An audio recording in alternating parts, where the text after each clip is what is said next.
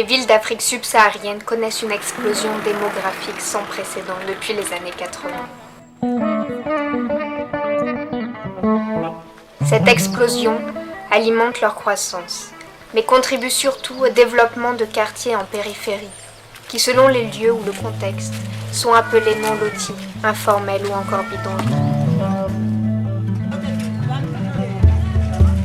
Ces quartiers, pour la plupart précaires, subissent l'insuffisance, voire l'inexistence de services de base, tels l'eau, l'électricité, l'assainissement, la voirie. C'est la pauvreté, on n'a pas les moyens. Et cette absence entraîne différents types de répercussions négatives, tant en termes de risques sanitaires qu'environnementaux et sociaux.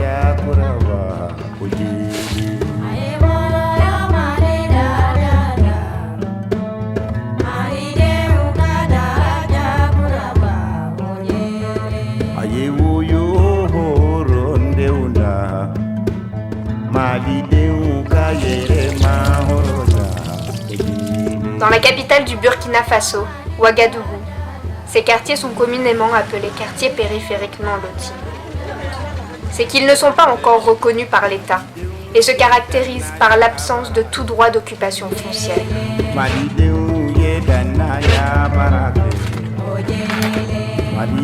En réalité, seuls les quartiers lotis ou reconnus par les autorités publiques peuvent aujourd'hui prétendre à une intégration officielle dans la ville à travers les réseaux, et notamment celui de l'eau, géré à Ouagadougou par l'ONEA.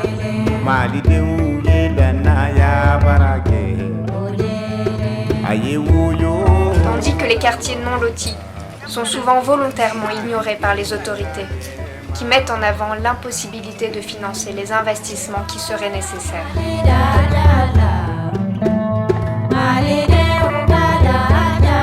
Le projet, c'est une initiative de la Banque mondiale et de l'AFD, l'Agence française du développement, voilà, qui sont entrés en contact avec l'ONEA. Ils ont mis sur place le projet qui a été étudié et finalisé et scellé par Hydro Conseil. Et ce projet, donc, comme son nom l'indique, ça vise à équiper les quartiers donc, non lotis de la ville de Ouagadougou des services essentiels de base, tels que la voirie, le drainage, l'eau potable, les infrastructures socio-éducatives. 2005, c'est également l'année où l'ONEA devait mettre en œuvre le projet SIGA. Le projet donc qui a transformé de manière très substantielle la production d'eau potable de la ville de Ouagadougou. Et grâce à ce projet, on a pu couvrir donc la plupart des quartiers lotis de la ville dans des bonnes portées et des branches en particulier. Il ne restait maintenant que les zones non loties. Alors, autre raison également, donc nous sommes dans le cadre des OMT.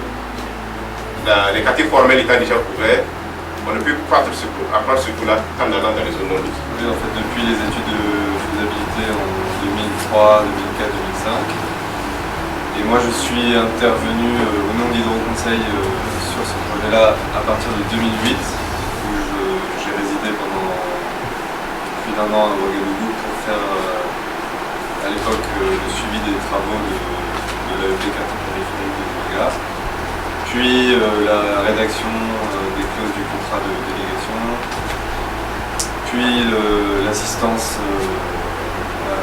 à l'appel d'offres de la délégation. Et en fait, depuis 2010, Hydro Conseil a assuré en fait, sur 16 mois, je crois, le suivi au démarrage des délégataires sous forme d'un suivi appuyé au jour le jour dans la délégation. La vision qu'on avait de ce projet en 2008, c'est effectivement il y avait une volonté de créer des réseaux dans des quartiers non lotis, mais on n'avait aucune idée s'il y aurait des gens intéressés pour faire la gestion ou pas. À tel point qu'on avait imaginé avec Christophe à l'époque des clauses où si on n'avait qu'un délégataire qui se présentait, il pouvait éventuellement faire la gestion de plusieurs quartiers. On avait une certaine... comme c'était, il faut quand même savoir que c'est une expérience pilote dans toute l'Afrique de l'Ouest. On n'avait aucune référence disponible pour savoir si... Par exemple, à Bamako, Dakar, il y avait eu la même chose. Est-ce qu'on aurait pu aller voir des gens sur place et puis essayer de tester tester un petit peu le niveau d'intérêt. Donc là, c'était pas le cas, et on a passé des journées à essayer de rédiger un peu les clauses de cet appel d'offres en se disant bon, est-ce qu'il y aura des gens qui vont répondre, est-ce qu'il y aura personne. Et finalement, l'idée, nous, c'est qu'on voulait vraiment cibler des opérateurs qui soient souples, justement, qui n'aient pas des méthodes de fonctionnement trop carrées, donc qui puissent s'adapter finalement au contexte spécifique des zones non-types, puisque l'idée c'est quand même ce qu'on voulait surtout, ce qu'ils aient comme compétence, c'est de pouvoir être proche des gens, de connaître son quartier, de pouvoir intervenir rapidement et de ne pas avoir un système administratif de procédure à 3 ou 4 étages comme c'est le cas à l'UNEA. Et voilà, donc on a ouvert cet appel d'offres au maximum en autorisant des entreprises qui venaient de se constituer en entreprise, en permettant à des entreprises ayant de très petits chiffres d'affaires de concourir aussi. Et du coup, en diffusant cet appel d'offres par le biais de plusieurs canaux, donc il y avait quasiment tous les médias qui étaient impliqués dans la diffusion de cet appel d'offres, on a réussi à avoir une trentaine de candidats. Que tout ça se passe dans le cadre d'un contrat, le contrat de délégation. Oui, le projet a mis en place les réseaux et les bonnes fontaines. Donc il y a 5 ateliers concernés. Dans chaque atelier, on a construit un réseau. Donc chaque délégataire, à son entrée en fonction, a reçu donc le quartier avec des bonnes fontaines qui fonctionnent, un réseau. Il avait à sa charge la réalisation des branchements particuliers. Je réponds à la demande. En tant qu'entreprise qui vise la rentabilité, je dirais que notre appart, ça a été la rentabilité. C'était le profit qui nous a mené bon, mais et il faut reconnaître que depuis qu'on est dans l'affaire, il y a un certain nombre d'éléments qui sont entrés en ligne de compte qui font que c'est passé plus à l'aspect social que l'économique.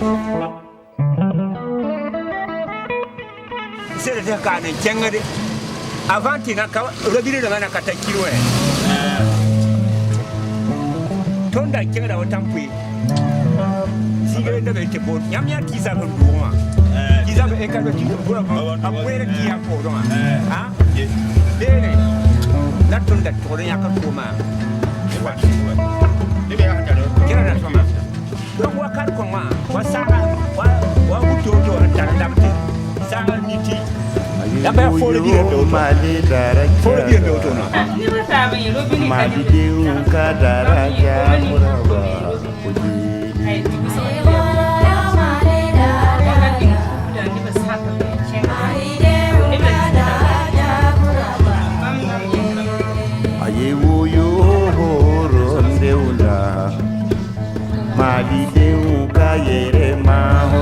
Effectivement, quand le projet est venu, en ce moment vraiment suffit. Il y avait les fourrages, mais c'était vraiment insuffisant. Je levais à 3 h du matin. Moi, je peux dire même à minimum, je me lève à 1 h du matin pour aller chercher l'eau. Il y a des femmes même qui dorment là-bas. Il y a des hommes qui partent le matin, ils vont rester là-bas. Si tu ne connais pas quelqu'un, ou bien si tu es étranger, tu ne peux pas avoir l'eau. Des fois, mais se frappent là-bas. Il y a des femmes même qui pleurent là-bas. Des fois, je me lève, je pars, j'interviens. Quelquefois, je me lève 2 bidons, puis rentre, puis je pars.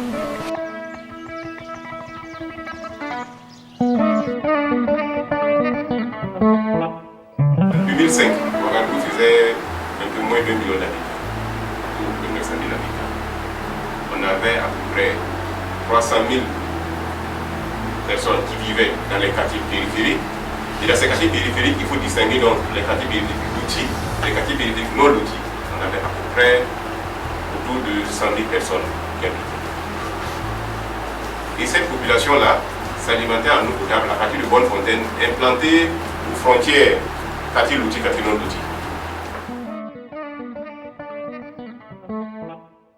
Allons à la découverte de 2 de ces quartiers pauvres, au travers de l'usage quotidien de l'eau de leurs habitants, qui doivent chercher par leurs propres moyens des sources alternatives au réseau public pour avoir accès à de l'eau de bonne qualité et assurer ainsi la satisfaction de leurs besoins vitaux.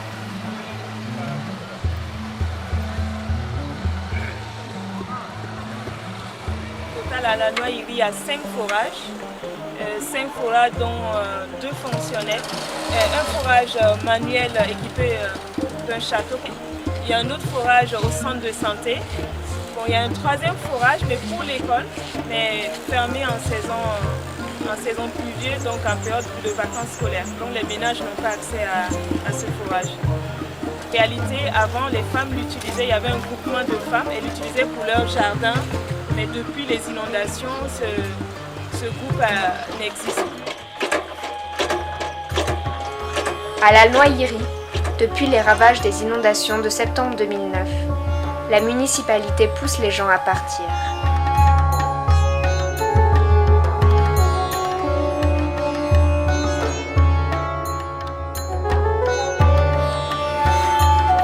L'eau a fait tomber les maisons, tout le monde est parti.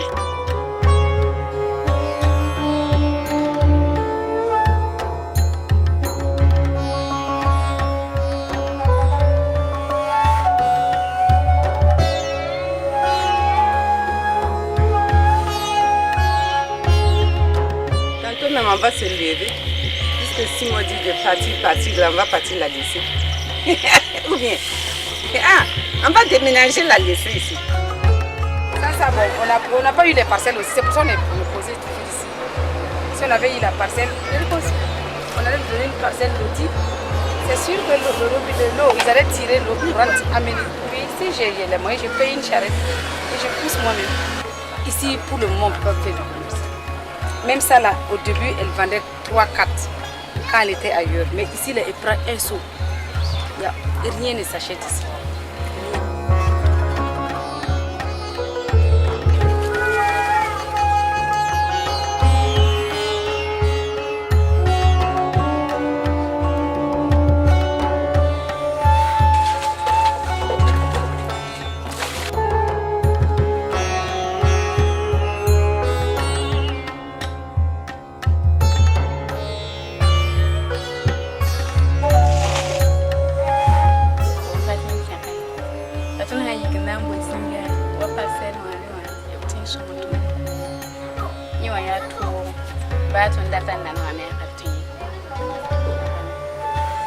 La riba ni wani tuma ni wani yamte sumoto ba parcel ha ko la tuni kirka na tun ka pan am pa mala hu da ho na ba na ti pa ko da don ka pa mala tun ki si ka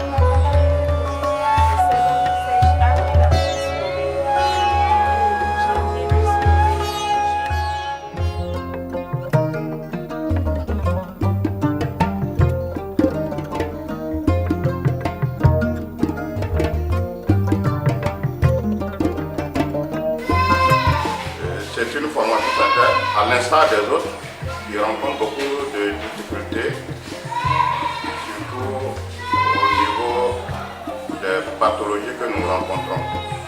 Pratiquement toutes les consultations que nous recevons ici, la majeure partie vient de la Noaillerie. Et Donc vous voyez, pratiquement chaque fin du mois, nous avons 800 à 900 consultations par mois. Et au niveau de ces pathologies, il faut dire que presque 50% de notre population vient en consultation pour des cas de paludisme. Il y a ce que nous appelons les maladies diarrhéiques, qui sont la deuxième infection que nous recevons au niveau des plaintes et constitue les 200 à 300 cas. Cela est dû aussi au fait que il y a le problème d'insalubrité qui se pose au niveau du quartier. Vous voyez, en saison hivernale, il y a beaucoup plus de cas de paludisme. Cela est lié à la stagnation des eaux.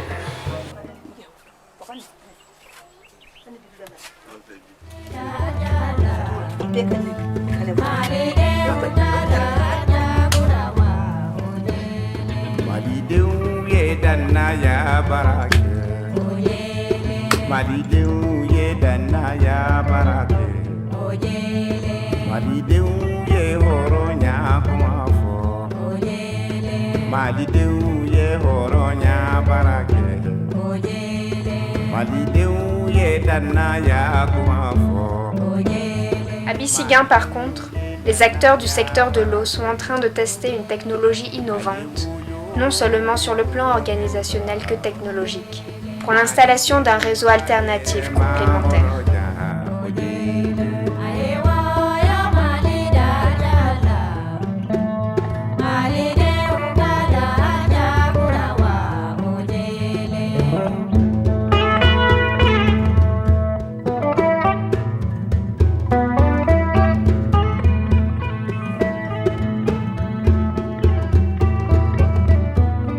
Nous opérons principalement dans le domaine hydraulique. Voilà, puisqu'on fait les châteaux d'eau, on fait l'assainissement, on fait les canalisations, bon, un peu tout ce qui rentre dans le domaine de hydraulique. Et si vous avez remarqué, bon, on n'est pas loin de notre champ d'opération. Donc ça fait que, avec la proximité et la familiarité qui s'est créée entre les consommateurs et puis nous, bon, par finir, c'est ce que je dis, le côté social a pris le dessus. Ce qui fait que même on a reconduit même le contrat.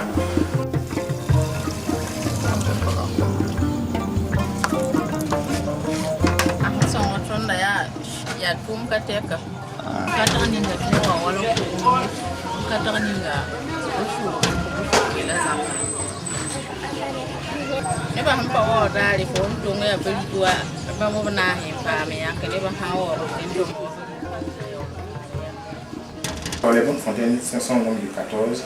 Maintenant, là, c'est l'agent de terrain. Donc, lui, il sera plus habitué à vous dire le nombre exact. 293 branchements.